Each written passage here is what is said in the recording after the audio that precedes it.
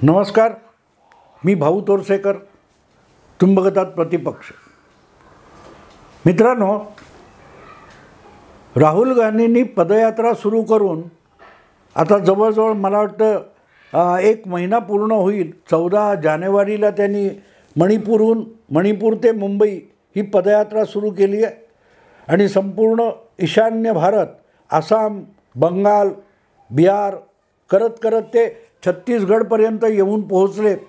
आणि जसजसे ते पुढे सरकत आहेत तसतसं काँग्रेसच्या नेतृत्वाखाली मोदी विरोधात, भाजप विरोधात चाललेली आघाडी फार विस्कटून गेलेली आहे.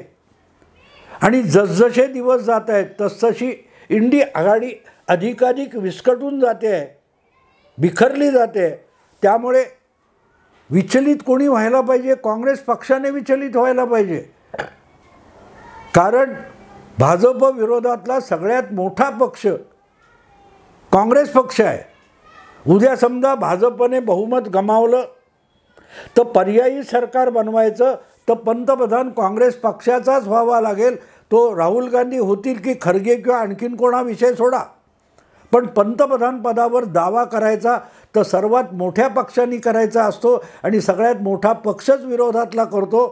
आणि तसा जर काँग्रेस हा पक्ष असेल तर आपण बनवलेली भाजप विरोधातली आघाडी विस्कटून जात असेल, मोडून पडत असेल, तर मग आपल्याला 4 महिन्यानंतर 3 महिन्यात होणाऱ्या लोकसभा निवडणुकीत फार मोठा पराभव पत्करावा लागेल. पण पराभव फक्त आपला नसेल, तो भाजपचा विजय असेल. काँग्रेस पक्षाचं नुकसान तर होणारच आहे, पण विरोधी राजकारणाचं पण नुकसान होणार आहे. पण त्या नुकसानामध्ये काँग्रेसच्या नेतृत्वाखालची जी इंडी आघाडी आहे तिचं नुकसान होतं आहे. तर विचलित सर्वाधिक व्हायला पाहिजे ते काँग्रेस पक्षाने व्हायला पाहिजे. पण एक विचित्र गोष्ट अशी अनुभवाला येते की नितीश कुमार निघून गेले, तुमच्या ममता बॅनर्जींनी जागा वाटपाला साफ नकार देऊन टाकला. अखिलेशची तीच कथा आहे किंवा आणखीन कुठे कुठे आम आदमी पार्टीचं. हे सगळं होत असताना काँग्रेस पक्ष किंवा राहुल गांधी थोडेसुद्धा विचलित झालेले नाहीत. किंबहुना राहुल गांधींनी विचलित व्हावं अशी अपेक्षा निदान मी तरी बाळगत नाही. कारण राहुल गांधी यांच्या इतका स्थितप्रज्ञ माणूस मी दुसरा कोणी बघितलेला नाही. किती मोठं नुकसान होत असलं तरी ते खुश असतात. तुम्हाला त्यांच्या चेहऱ्यावर एक मंद स्मित दिसतं, ते आनंदी असतात. त्यांना जाऊन कोणी सांगितलं की इथे मोठा विमान अपघात झाला आणि 200 माणसं मेली तरी ते हसत म्हणतील की मोदी सरकार में ये तो होना ही था वगैरे. सांगायचा हेतू असा की इंडी आघाडी जी काँग्रेसने बनवली आणि भाजपला आव्हान म्हणून उभी करण्यात आली, तिचा इतका विचका होत असताना सर्वाधिक विचलित व्हायला पाहिजे ते काँग्रेस पक्षाने. पण काँग्रेस पक्ष थोडासुद्धा विचलित झालेला नाही. आणि दुर्दैव बघा की ही इंडी आघाडी विस्कटून पडत असताना त्याचा फायदा मिळवलेल्या भाजप किंवा फायदा मिळणार असलेल्या भाजपमध्ये सुद्धा आनंदाचं वातावरण नाही की काँग्रेस पक्षामध्ये दुःखाचं वातावरण नाही. अशा वेळेला सर्वाधिक दुःखी कोण असेल, कोणाकडे मातम आणि सुतक लागलेलं असेल तर ते सगळ्या ल्युटियन्स दिल्लीतल्या पुरोगामी पत्रकारांना सुतक लागलेलं आहे. ही करायचं काय? भाजप परत जिंकणार, मोदी तिसऱ्यांदा पंतप्रधान होणार म्हणून सुतकी चेहऱ्याने बोलणारे दिसतात कोण आपल्याला, तर ते सगळे ल्युटियन्स दिल्लीतले पुरोगामी पत्रकार आणि सेक्युलर पत्रकार. आता हे पुरोगामी म्हणजे थेट काँग्रेसवाले किंवा भाजप विरोधी गोटातले आहेत हे वेगळं सांगायला नको.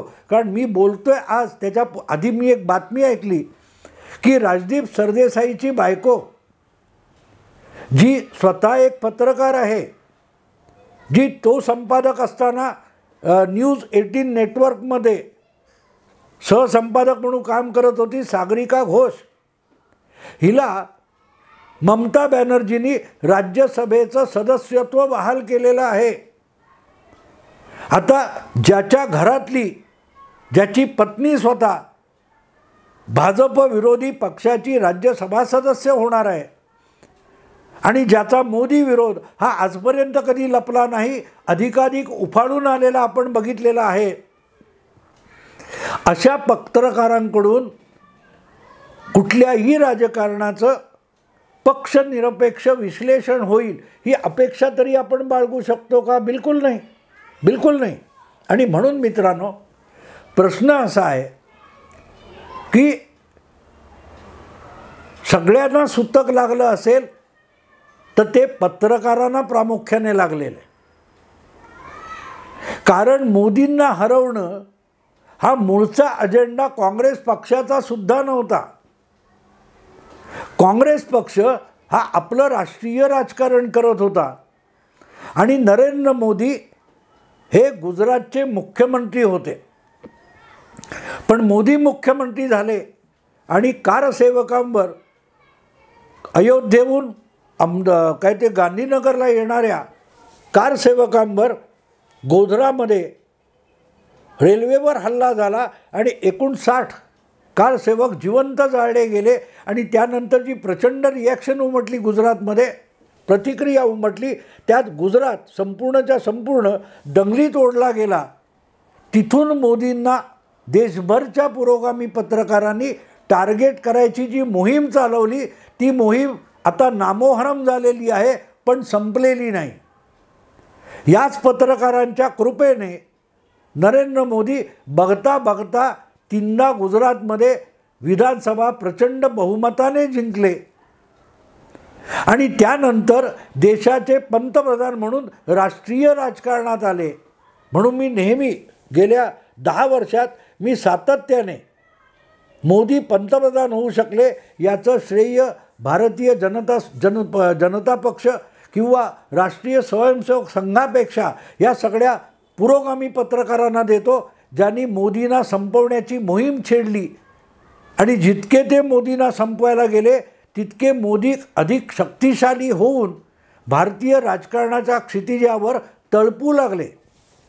आणि म्हणूनच 2014 असो किंवा 2019 असो, आता 2024 असो, मोदींना राजकारणातून संपवायचं, पंतप्रधान पदावरून बरखास्त करायचं, काय ते हटवायचं, यासाठीची मोहीम ही मुळातच पुरोगामी पत्रकारांची आहे, पुरोगामी बुद्धिजीवींची आहे. पण 2002मध्ये तो काँग्रेसचा अजेंडा नव्हता. काँग्रेस केंद्रात सुद्धा विरोधी पक्षात बसलेलं होतं. 2004 पासून 14पर्यंत काँग्रेस केंद्रामध्ये सत्तेत बसलेली होती, पण तरीही मोदींना संपवणं हा काँग्रेसचा अजेंडा नव्हता.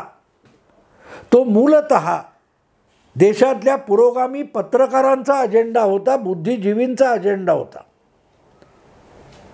आणि म्हणूनच त्यांच्याशी टक्कर देऊन आपलं राजकीय अस्तित्व टिकवण्याचा प्रयत्न करत करत मोदींनी गुजरातच्या राजकारणामध्ये आपले पाय म्हणजे आपली पाळंमुळं इतकी घट्ट रोवली की गुजरात म्हणजे मोदी अशी परिस्थिती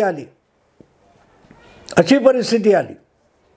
आणि त्यातूनच काँग्रेससाठी आणि पुरोगामी राजकारणासाठी 10 वर्षानंतर 12 वर्षानंतर एक राष्ट्रीय आव्हान उभं राहिलं, ज्याचं नाव नरेंद्र मोदी आहे. आणि त्याला हटवणं हा आजसुद्धा या सगळ्या पुरोगामी पत्रकारांचा अजेंडा आहे. तो हळूहळू करत इतर पक्षांनी उचलला, स्वतःला पुरोगामी म्हणवणाऱ्या पक्षांनी उचलला, पण मूळ अजेंडा हा पत्रकारांचा आहे. आणि त्यामुळे तुम्हाला आठवत असेल तर 2017मध्ये गुजरात विधानसभा निवडणुकीत भाजपला हरवण्यासाठी ही सगळी गँग राहुल गांधींची पालखी घेऊन गुजरातमध्ये पोचली होती. आणि खरोखरच मोदींना आव्हान उभं करण्यात आलं होतं. मोदींना पंतप्रधान असताना एका विधानसभेच्या प्रचारासाठी 27 सभा घ्याव्या लागला होत्या. आणि पहिल्यांदा मोदी मुख्यमंत्री झाल्यानंतर किंवा पंतप्रधान झाल्यानंतर पहिल्यांदा गुजरातमध्ये विधानसभेत भाजपची अवस्था 100पेक्षा कमी आमदार अशी झाली होती. हे सगळं मी इतिहास तुम्हाला एवढ्यासाठी सांगतो आहे की मोदी हटाव हा अजेंडा मुळात काँग्रेसचा नाही, कुठल्याही पक्षाचा नाही, तितका तो देशातल्या सोकॉल्ड पुरोगामी पत्रकार आणि बुद्धिजीवींचा आहे. आणि म्हणूनच त्यांच्या दबावाखाली, त्यांच्या आग्रहाखातर ही इंडी अलायन्स तयार झाली होती, ज्याच्यामध्ये त्यांनीच कधी चंद्रशेखर राव, कधी चंद्राबाबू नायडू, कधी शरद यादव, कधी नितीश कुमार यांना घोड्यावर बसवले. गेल्या वर्षीच्या जूनमध्ये नितीश कुमारांच्या पुढाकाराने ही इंडी अलायन्स तयार झाली. पण त्यामध्ये दिसायला जरी नितीश कुमारचा पुढाकार असला तरी त्याचा डंका पिटणारे हे सगळे पुरोगामी पत्रकार आणि बुद्धिजीवी होते. पण ज्यात कोणी मनाने सहभागी होत नाही, ज्याविषयी सहभागी झालेल्यांना आस्था नसते, 10 इकड तिकडची 12 पोरं पकडली म्हणजे क्रिकेट संघ होत नाही मित्रांनो. क्रिकेट संघ करून दुसऱ्या संघाशी लढायचं असेल तर जमवलेली 11 लोकांची जी टीम आहे, त्या टीमला एक एक जबाबदारी उचलून बॉलर म्हणून, बॅट्समन म्हणून, विकेट कीपर म्हणून, क्षेत्ररक्षक म्हणून आपापली जबाबदारी पार पाडावी लागते.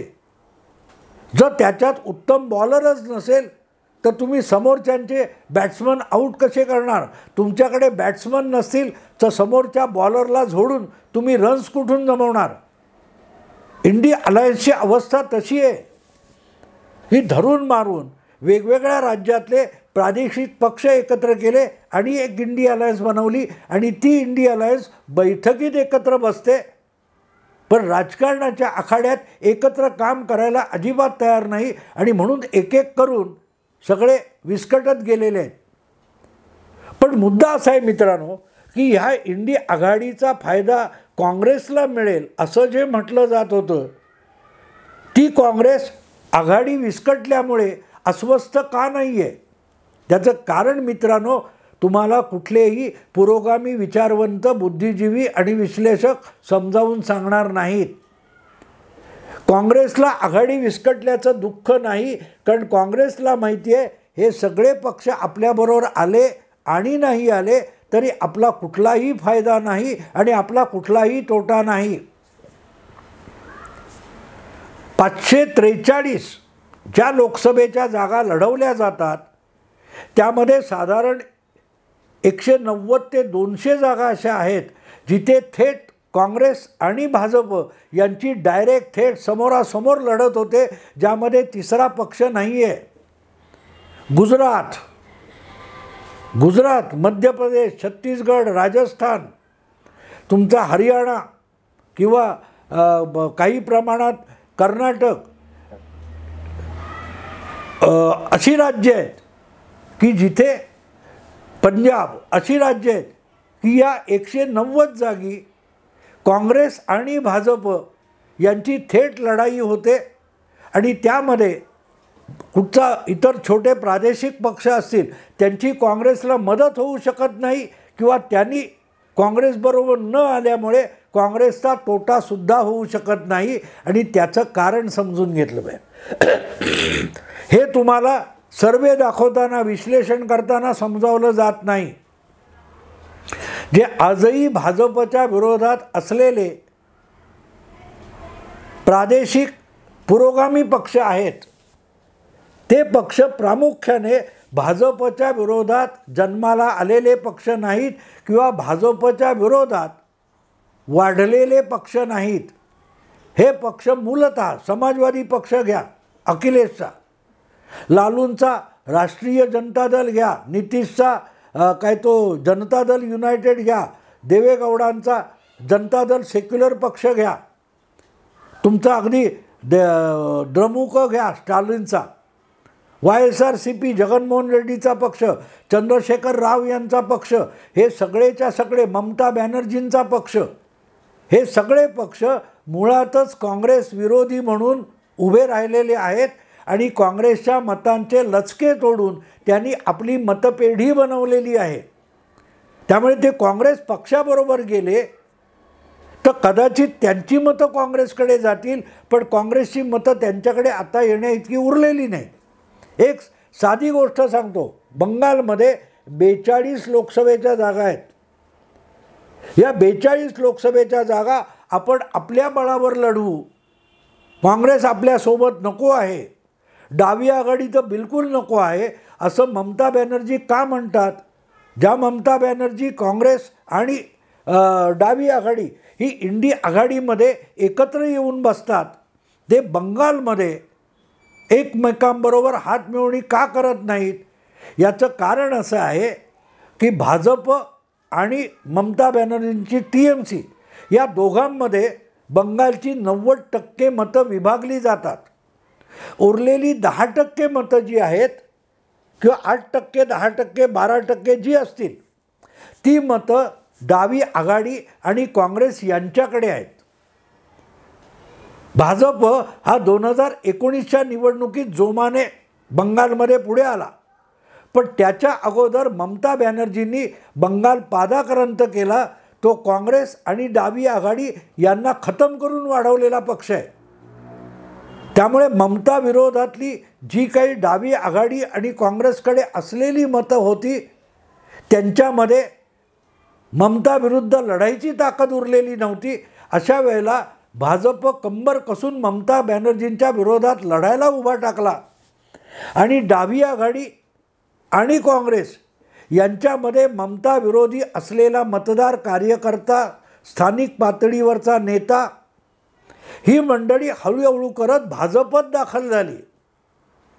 त्यामुळे भाजपकडे असलेली जी मतं आहेत आज ही मूलतः काँग्रेस किंवा डाव्या आघाडीकडून आलेली आहेत, जी ममता बॅनर्जींचे कट्टर विरोधक आहेत. आणि ममता बॅनर्जींचा पक्ष हा मूळच्या काँग्रेस पक्षाचा लचका तोडून निर्माण झालेला आहे.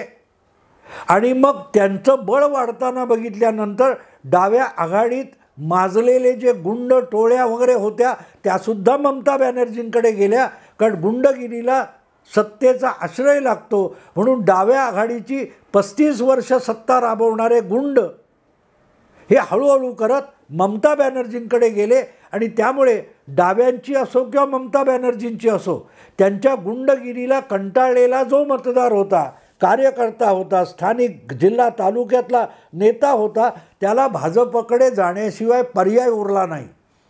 त्यामुळे आज घडीला बंगालचं जे मतदानाचं वाटप आहे ते 90% भाजप आणि ममता यांच्याकडे आहे. उरलेली 10% मतं ही काँग्रेस आणि डावी आघाडी यांची निष्ठावान मतं आहेत. पण ती निष्ठावान मतं ही डावी आघाडी आणि काँग्रेससाठी असली तरी त्यांच्या मनामध्ये ममताविषयी कमालीचा राग आहे. अशा ममताबरोबर जर डाव्या आघाडीने हातमिळवणी केली, काँग्रेसने हातमिळवणी केली, तर ते सुद्धा राज्यभर त्या इंडी आघाडीला मत देणार नाहीत. जिथे जिथे ममताचा उमेदवार असेल तिथे तिथे हे डावी आघाडी आणि काँग्रेसचे मतदार हे भाजपकडे जातील, पण ममता आणि इंडी आघाडीकडे जाणार नाही. आणि हे ममताला कळतं. आपण जर काँग्रेस आणि डाव्या आघाडीबरोबर हातमिळवणी केली आणि 42 जागांचं वाटप केलं तर आपले उमेदवार TMCचे उमेदवार जिथे उभे आहेत तिथे काँग्रेस आणि डाव्या आघाडीची मतं TMCला ट्रान्सफर होणार नाहीत, तर उलट तिथली TMCचा उमेदवार असेल तिथली काँग्रेस आणि डाव्या आघाडीची मतं भाजपकडे जातील. त्याचं भाजपला फायदा होईल. त्यापेक्षा काँग्रेस आणि डावी आघाडी यांनी TMCच्या विरुद्ध निवडणूक लढवावीत, त्यांना मिळणारी मतं बाद व्हावीत, पण ती भाजपकडे जाऊ नयेत. म्हणूनच ममता बॅनर्जींना इंडी आघाडीमध्ये जागा वाटप करायचं नाही. हीच गोष्ट उत्तर प्रदेशात अखिलेशची सुद्धा आहे. हीच गोष्ट उत्तर प्रदेशात मायावतींची सुद्धा आहे. तीच गोष्ट बिहारमध्ये लालू, नितीश यांची सुद्धा आहे.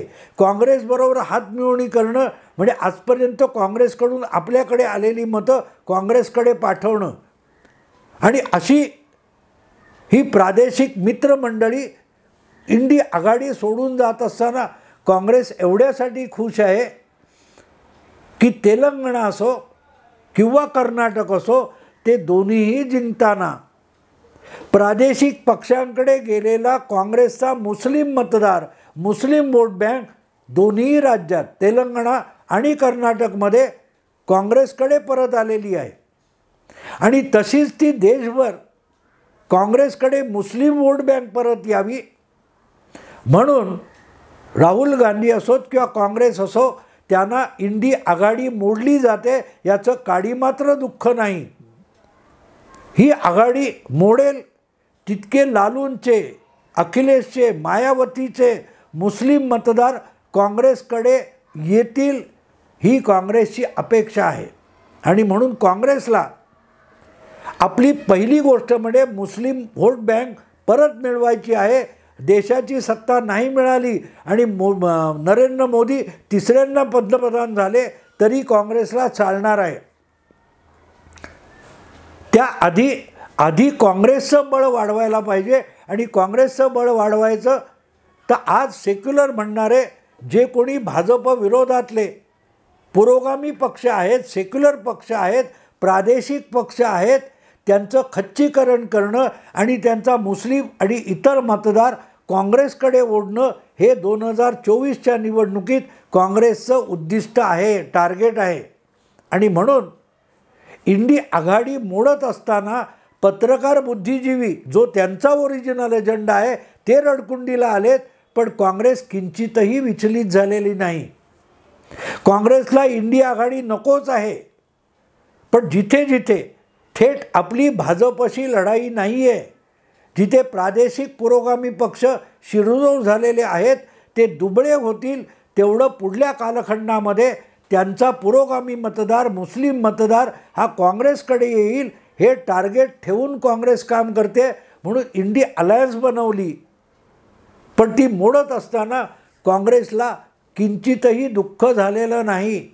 राहुल गांधींची पिकनिक म्हणजे पदयात्रा मस्तपैकी चालू आहे, इकडे इंडी आघाडी मोडून पडते.